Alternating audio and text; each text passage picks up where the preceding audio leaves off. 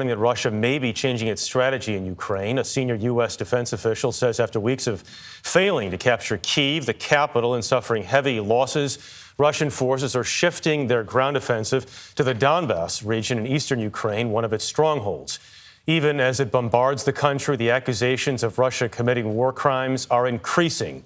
It is now believed that Russia has struck nearly 36 medical facilities, including hospitals and ambulances in Ukraine. Imtiaz Tyab has more from the western city of Lviv this morning. Imtiaz, good morning to you. Good morning. Well, as Ukraine continues to mount a fierce resistance on the battlefield and Russia suffers heavy losses, Moscow has announced a new phase in its brutal war. Vladimir Putin's military miscalculations laid bare.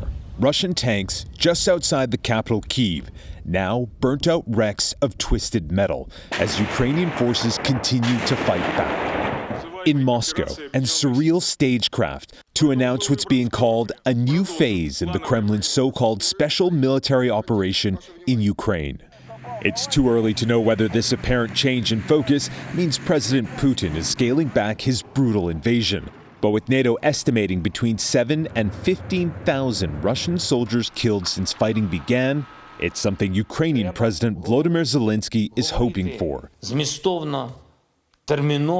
In yet another appeal, he called on Russia to negotiate meaningfully, urgently, and fairly to end the war.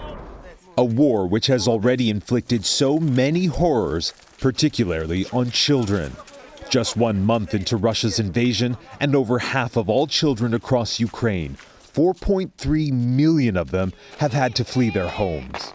At train stations around the country, so many agonizing goodbyes as families are torn apart. Despite the trauma, and kids are still kids, says James Elder from UNICEF, who warns the effects of this conflict could last for years. The longer this goes on, the more likely you get long-term issues, which we know. Long-term issues are mental health issues, they're development issues.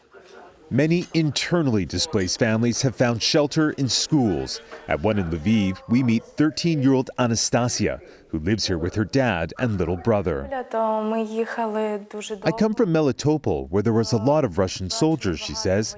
It took us 2.5 days to get here by train. Anastasia says the hardest thing about leaving home was saying goodbye to her grandmother. Things are really tough right now, but you're still smiling. I don't know, she says. I think I'd do it for my dad. Now, according to the UN, 78 Ukrainian children have been killed since the start of this war, and 105 have been injured. Now, given so many areas are still inaccessible, those numbers, they say, are likely far, far higher. Adriana. Imtiaz Tyab, thank you.